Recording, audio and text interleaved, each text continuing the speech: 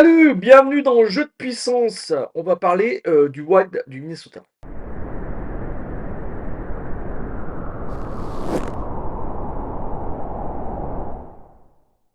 Le Wild du Minnesota qui, la saison dernière, ne s'est pas qualifié pour les playoffs. Une saison moyenne, hein, on peut le dire, vraiment très très moyenne. Seulement 39 victoires, ça a été moyen en attaque, moyen en défense et mauvais chez les gardiens. Voilà, c'est comme ça qu'on peut résumer un peu la saison du Wild du Minnesota, qui ne s'est donc justement pas qualifié. Et pourtant, comme on le voit tout de suite en attaque, il y a quand même un très bon joueur qui est Kirill Kaprizov. Kirill Kaprizov qui a fait encore une excellente saison, 46 buts pour lui, 96 points. Qu'attendre de mieux du jeune russe? Attention, il n'a plus que 2 ans de contrat avec le Wild du Minnesota et après il s'en ira libre comme l'air. On a aussi un bon joueur, toujours à gauche, toujours un ailier, Matt Boldy qui a très très bien fait lui aussi la saison dernière. Et c'est un peu tout ce qu'on peut dire de cette attaque. Une attaque moyenne qui manque sérieusement, de centre et oui, de centre, intéressants.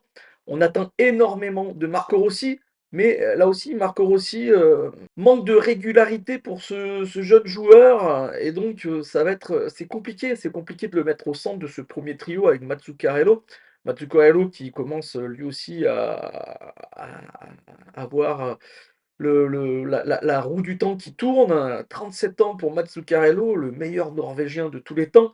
Est-ce que cette saison, Mats Zuccarello va pouvoir, donner autant que toutes les saisons, dernières? Voilà, il n'y a pas eu vraiment un boost de cette attaque. On verra aussi un jeune joueur, Marat Kuznutinov. On verra, ce que ça donne. Il a joué quelques matchs avec, le Wild. Ça n'a pas été, super, concluant. Peut-être qu'on verra aussi un jeune joueur comme Liam Holmgren qui a fait très, très bien, dans les mineurs. Et on espère en fin de saison, régulière voir, Danila Yurov, qui lui sera en fin de contrat, de la KHL, vers le printemps 2025 et qui pourrait rejoindre pour quelques matchs le Wild du Minnesota. Rien ne change, donc une attaque la saison dernière moyenne à part Kirill Kaprizov et peut-être Matthew Boldy. Est-ce que ça va beaucoup changer cette saison? Je ne suis pas totalement convaincu. On verra si, John Ince va, pouvoir faire, des miracles, mais, il a montré dans le passé que les miracles, c'était pas trop son truc, hein. En défense, la super bonne surprise de la saison dernière du coup, Brock Faber.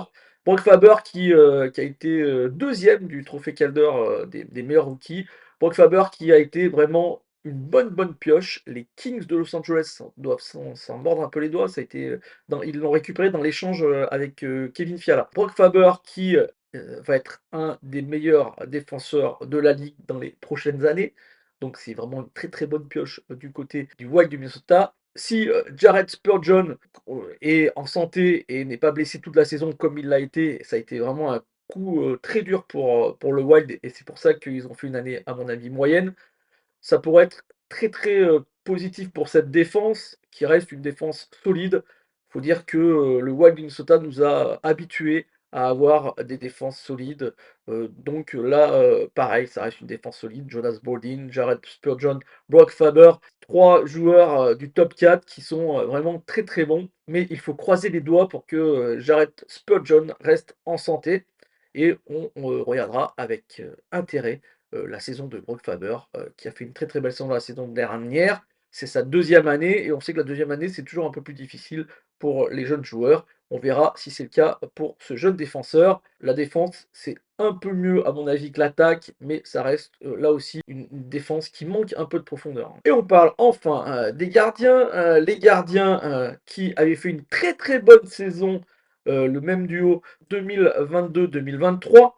Et la saison dernière, donc 2023-2024, ça a été, vraiment très, très mauvais. Oui, très, très mauvais.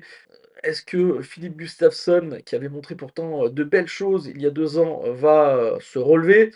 Est-ce que Marc-André Fleury, qui en est, peut-être à sa dernière ou avant-dernière année, il a 40 ans Marc-André Fleury, hein, va, faire lui aussi une belle saison et être échangé en cours de saison pour aller dans un club qui a des chances d'aller gagner la coupe Stanley pour un dernier baroud d'honneur pour ce gardien. Ça aussi, c'est une possibilité. Point positif pour le Wild du Minnesota, il y a un rookie qui attend juste derrière, Jesper Wallstedt, qui montre de très, très bonnes choses, dans les mineurs et on attend énormément de lui du côté du Wild du Minnesota. J'espère Wallstedt, on le verra peut-être jouer cette saison avec le Wild. Mes prédictions pour le Wild du Minnesota, c'est une équipe moyenne qui va avoir des difficultés, beaucoup de difficultés à aller se qualifier pour les playoffs.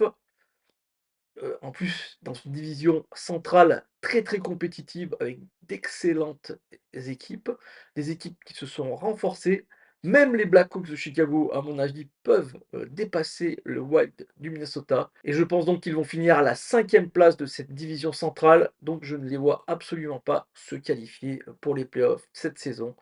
Une saison difficile, mais il va falloir vraiment que, la direction, générale de cette équipe se bouge pour retrouver un centre, de qualité, un centre qui peut permettre à Kaprizov ou à Matt Boldy de pouvoir s'exprimer pleinement et là, à ce moment-là, on pourra avoir une équipe du Wild performante qui peut aller se qualifier pour les playoffs.